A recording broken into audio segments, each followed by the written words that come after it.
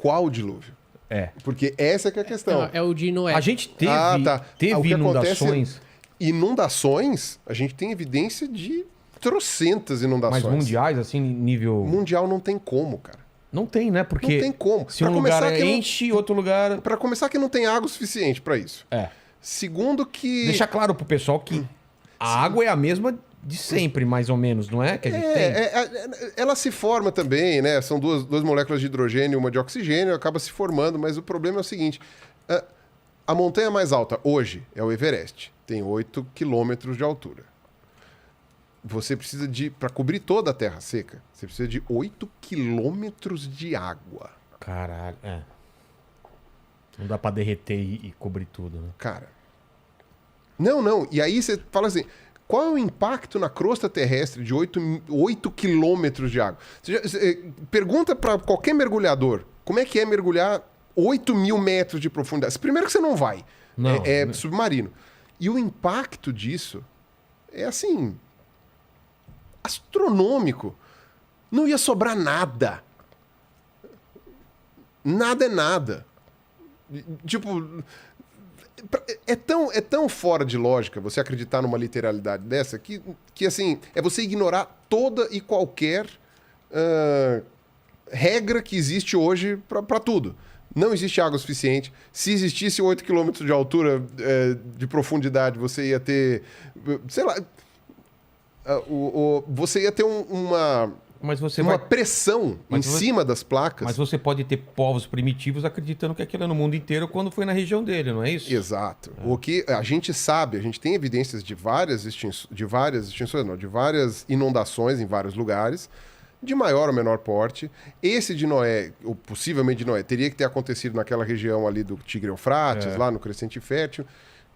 Você teve o final da Era Glacial, entre 12 mil anos mais ou menos. Você tem a região do Cáucaso, ali no norte do Iraque, que é montanhosa, era coberta de neve. Provavelmente durante esse período de degelo do planeta deve ter tido cheias muito intensas, talvez dos rios, coisas assim. Isso pode ter gerado a impressão de algum dilúvio. E aí quem conta um conto aumenta um ponto, né? Eu não sei como é que é a descrição. Aí também eu não vou entrar muito nessa parte muito detalhada. Primeiro, porque eu não estudei. E segundo, porque aí o pessoal que, sei lá, da teologia, qualquer coisa assim, vai ter outras justificativas. Agora, dilúvio mundial é impossível. É virtualmente impossível. A gente não teria partes da crosta terrestre se você tivesse tido um dilúvio mundial. Se tem efeito estufa e aumenta o nível dos... E outra, como é que é a pressão atmosférica 8 km por cima? A quantidade de oxigênio que como ia ficar o oxigênio? A atmosfera ia ficar mais curta? Ela ia para o espaço, ela ia condensar, ia ficar super concentrado. Cara, é quando você não para pensar. Se você não para pensar na dinâmica do planeta e como as coisas são, aí dá nisso. Agora, aí eu dou a minha interpretação. A minha interpretação, que é a interpretação de um ateu, interpretação de uma pessoa que estuda a parte científica da coisa, e a interpretação de quem leu em português e em inglês só, né? Não li em hebraico, não li nessas coisas, lê em português e em inglês a Bíblia. E aí você vê a interpretação disso daí que eu dou, é o seguinte: para mim é muito claro na Bíblia,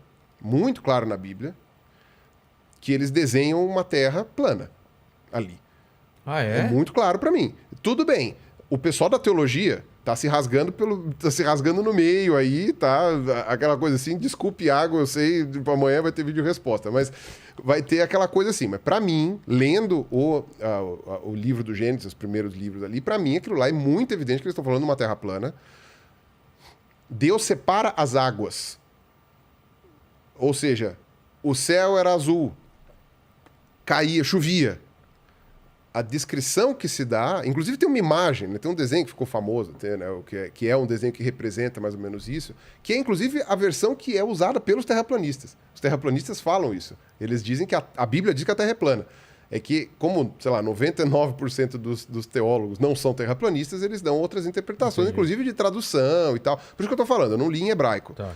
Né? Mas você leu... Mas dentro do que eu li, diz que a Terra é plana, e as justificativas que o pessoal da teologia me deu para dizer que a Bíblia não diz que a Terra é plana, ou não me convenceram, ou eu não tenho bagagem suficiente para poder avaliar, para saber se procede ou não. Então, por isso que eu mantenho a minha parte de dúvida com relação a essa parte teológica da Bíblia. Por isso que eu estou falando, é a minha interpretação. Não estou falando que eu estou correto, não estou falando que eu não tenho conhecimento, não sei ler hebraico, nada disso. Então, essa é a minha interpretação. Que para mim, em português ou em inglês, a Bíblia fala claramente que Deus separou a terra, as águas do mar, dos oceanos e do céu. Então, quer dizer, chovia por quê? Porque você tinha uma abóbada terrestre que cobria o chão, essa abóbada tinha água por cima. De vez em quando, dava umas chovidas, porque a abóbada permitia, né? Sei lá, era vazado, alguma coisa assim.